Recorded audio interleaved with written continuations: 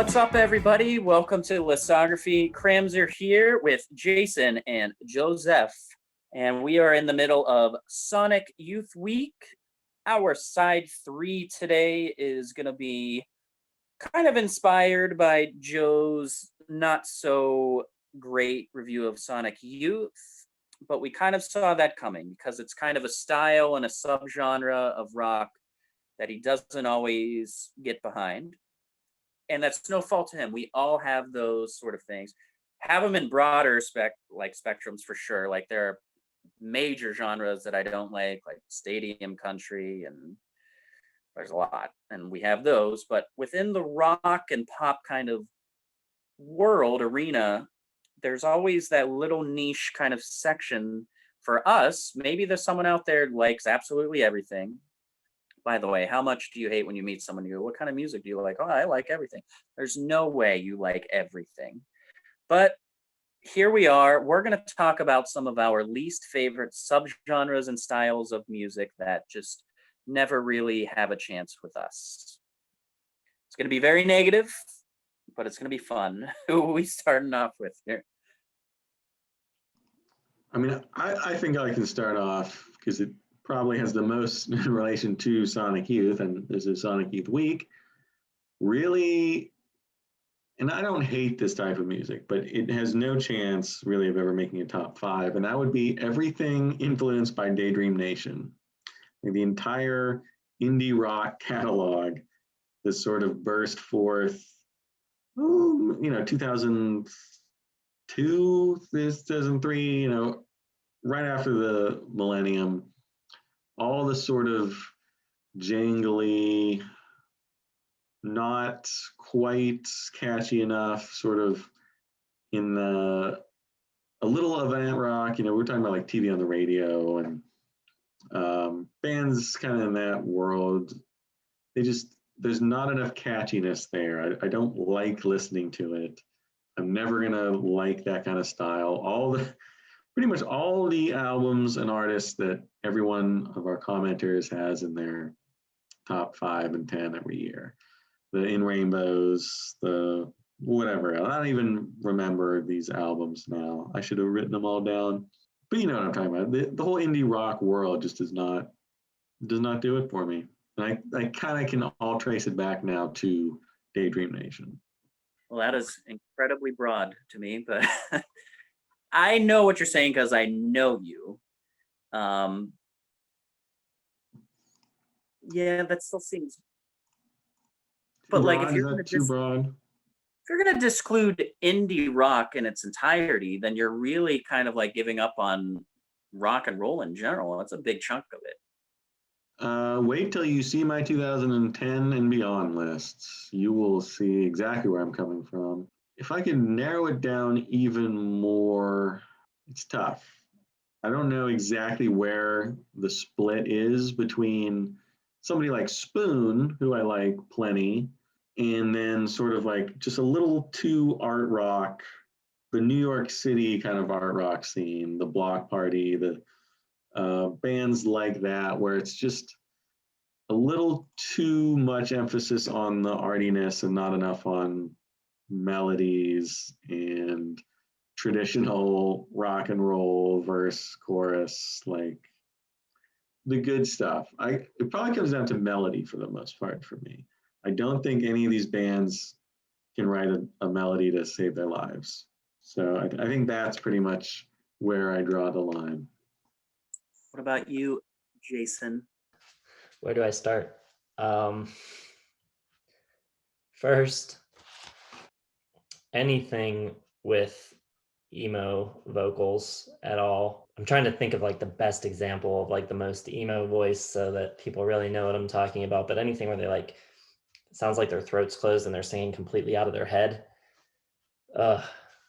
Terrible. Any kind of Celtic rock music, Celtic punk, anything like that, it's a no-go. And I work in a restaurant, and I was working today, St. Patrick's Day weekend. They had the Irish station on, heard lots of Dropkick Murphys and Flogging Molly, and I wanted to dropkick someone pretty much, even though I used to listen to a decent amount of it, I pretty much don't like metal music at all anymore. And really, almost anything heavy at all. I don't like listening to a lot of distortion anymore. Any big drum sounds, nah. I don't want the drums on a recording to sound like they're in a stadium. Any new metal, any kind of post grunge like 3 Days Grace or whoever, any of those bands. Any band that, even though I like Death Cab, any band that sounds like Death Cab Light, specifically Owl City is basically who I'm saying, but any band that sounds like that is terrible. I don't know. I could go on, but I'll leave it at that for now. Oh, you could definitely go on. Yeah, you're just like becoming like a bit of a stubborn old man a little bit. Like we've seen it in your top 10 lists. 8 of the top 10 are usually like the same kind of thread that it's on the same cloth. Um, I like metal. I mean, when I say stuff like, is metal ever going to make my top 5? Probably not, but I can still like it. The main thing for me, and this is kind of the first thing you touched on, it's like that emo vocal style, the emo.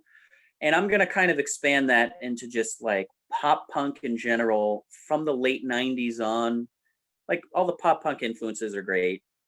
But once it started with like Blink and Lit, and it's okay to write about being a teenager and having childishness and even a juvenile album from here, but when it's like your main thing, and even when you're much older and you're just trying to sound like you're still 14 years old, like, and just doing that nasally head thing, and then that kind of expanded into like more emo stuff with like Fallout Boy, no offense Joe, and all of that sort of stuff.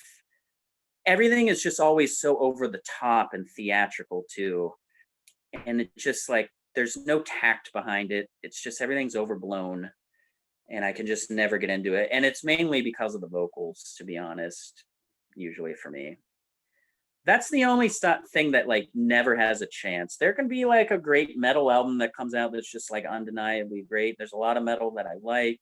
Yeah, so that's the only one that really doesn't have a shot with me. There are exceptions to the rule. Like I like Jimmy Eat World a good bit. I can get behind AFI, but for the most part, it's just not going to happen with me in the sort of that vein.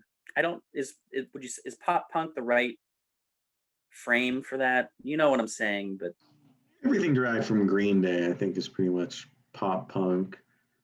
You know, I guess I didn't expect you to say you didn't like theatrical music. That's what I love. That's like my go-to. I love the theatricality of it all. One thing I don't like, and we haven't mentioned it, but I think we all share this opinion, and that is a dislike of indie folk, particularly Mumford and Sons style, the Lumineers, like all the stuff that's about to come in big in our albums of the year. Right around the 2010, 11, that kind of took over. And the wannabe like grassroots bluegrass bands that are still so just pop oriented, but they're playing with banjos and they have straw in their mouths and they're not aware it's not 1880 anymore. And I know exactly what you're saying, but I do want to clarify. I do like theatrical styles, but this one is like fanfare for fanfare's sake, and it just never tones it down. When it's always that, it's no good for me. Like I love old big prog and metal and stuff, like that's fine, but this is just like, and a lot of this like the lyrics and stuff just don't match it, and it's just too much. It's just I I think I'm more tolerant of the indie folk than the two of you are. I like some of the early Avett Brothers stuff, and I'm not a big fan of Mumford and Sons or anything, but it doesn't bother me as much, I think, as it bothers you guys.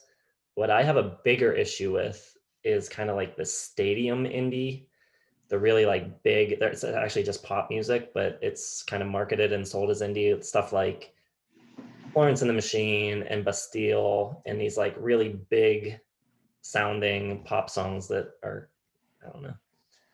I just think they're really bland. And you guys seem to hate pop music in general. I mean, I haven't noticed a lot of variation. I don't know. What it might just be the top fives. I just don't. I haven't seen really any variation in any of your lists since, I don't know, maybe the mid '90s. Like it seems like it's all kind of one genre. Oh, my lists are gonna be getting much less varied as we go. Yeah, you just don't like loud, heavy music anymore, Jason. But come on, Joe. I mean, you're mad that I don't have pop in the late '90s into the mid 2000s. What was I gonna? I was gonna put in Christina Aguilera. Like, come on, it's not a great time. You know, I'm gonna have some of it in the next decade for sure. Specifically, some wins coming for some people.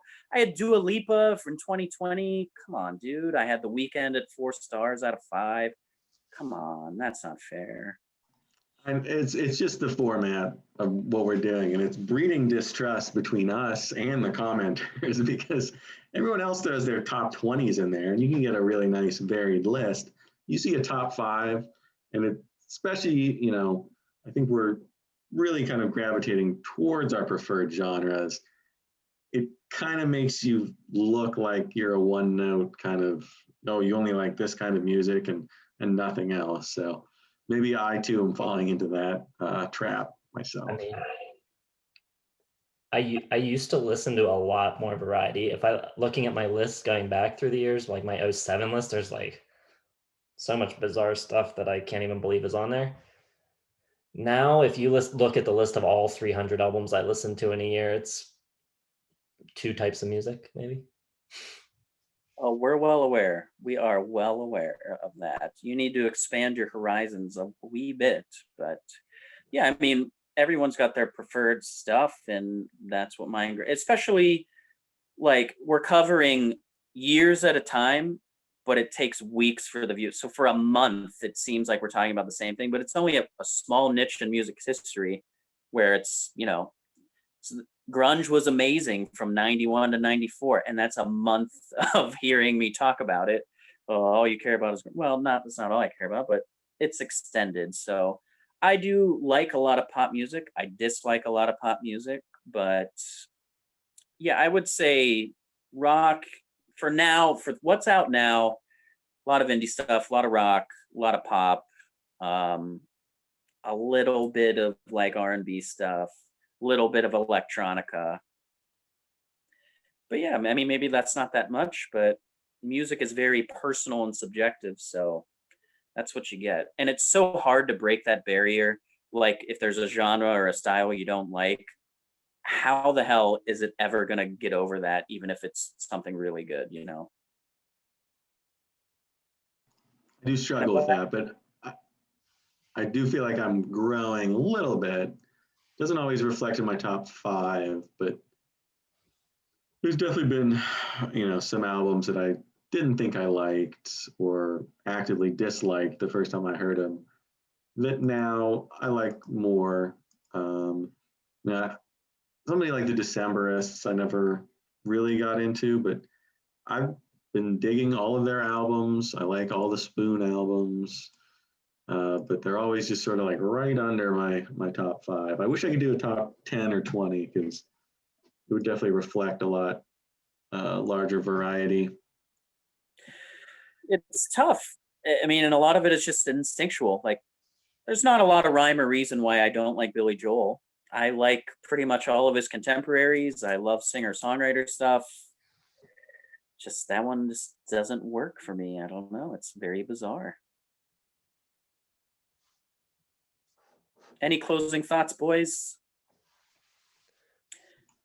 All right. Well, fun discussion. Let us know what you guys are thinking. Pretty broad topic, but yeah, give us your points and counterpoints in the comments. Give us some genres that you can't stand. Let us know what maybe you think some of our holes are, or like for certain artists like me and Billy Joel. I can't believe he doesn't like Billy Joel, blah, blah, blah, dot, dot, dot, that you've seen so far in our listography catalog. Don't forget to like, subscribe, hit the bell for notifications, and check out our social media presence. And this is one of the last days to vote in the community page for the prog rock poll. And perfect example, we all like prog a lot, but because yes, King Crimson and all these bands never really got into the top 5 in those loaded years, there's like this stigma or reputation that we don't like it. But swear to God, it is not the case.